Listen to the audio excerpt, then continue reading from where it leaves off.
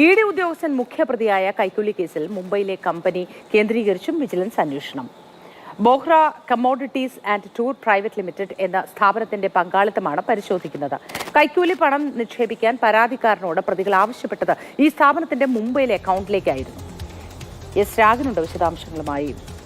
രാഗൻ, വളരെ ഗുരുതരമായൊരു കാര്യമാണ് ഇപ്പോൾ കണ്ടെത്തിയിരിക്കുന്നത്.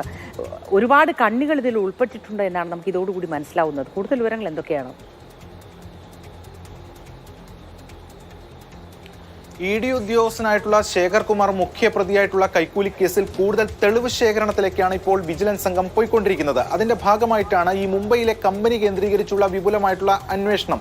ഈ പരാതിക്കാരനോട് ഈ കമ്പനിയുടെ, അതായത് Bohra tours and private limited എന്ന് പറയുന്ന കമ്പനിയുടെ മുംബൈ താനെയിലുള്ള അക്കൗണ്ടിലേക്കാണ് പണം നിക്ഷേപിക്കാൻ പറഞ്ഞത്. അപ്പോൾ ഈ കമ്പനിയുടെ റോൾ എന്താണ്, ഇതുമായി ബന്ധപ്പെട്ട കാര്യങ്ങൾ എന്താണ് എന്നടക്കം വിശദമായി അന്വേഷിക്കുകയാണ്. ഇത് ഈ ഓൺലൈനൊക്കെ തട്ടിപ്പ് മാതൃകയിലാണ് ഇവർ ഈ കാര്യങ്ങൾ ചെയ്തിരുന്നതെന്നാണ് ബോധ്യമാകുന്നത്. അതായത് നേരത്തെ ഈ ഓൺലൈൻ ഇത്തരത്തിൽ തട്ടിപ്പിൽ മറ്റ് ഇടങ്ങളിലേക്ക് പണം നിക്ഷേപിക്കാൻ പറയുന്നു, അതിനുശേഷം അവിടെ നിന്ന് മറ്റു പല ഇടങ്ങളിലേക്ക് പണം മാറ്റുന്നു, അങ്ങനെ ഒരു റൂട്ട് ക്രമീകരിക്കുന്നു. ഇതൊക്കെയാണ് ഇവർ ചെയ്തുകൊണ്ടിരുന്നത്. അത്തരം രീതിയാണ് ഇവർ ഇതിൽ പിന്തുടർന്നതെന്നാണ് മനസ്സിലാകുന്നത്. എന്തായാലും വിപുലമായിട്ടുള്ള ഒരു അന്വേഷണത്തിന് തുടക്കം കുറിച്ചിരിക്കുകയാണ്. ഇതിൽ ED ഉദ്യോഗസ്ഥന്റെ അറസ്റ്റിലേക്ക് അടക്കം പോകുന്നതിന് കൂടുതൽ തെളിവ് ശേഖരിക്കണം, അതിന്റെ ഭാഗമായിട്ടുള്ള അന്വേഷണം നടത്തുന്നുവെന്നാണ് വിജിലൻസ് സംഘം പറയുന്നത്. എന്തായാലും ഈ കമ്പനിയെ കേന്ദ്രീകരിച്ച് അന്വേഷിക്കുന്നു. അതോടൊപ്പം തന്നെ ഇവരെ കസ്റ്റഡിയിൽ ചോദ്യം ചെയ്യുന്നത് പുരോഗമിച്ചുകൊണ്ടിരിക്കുകയാണ്.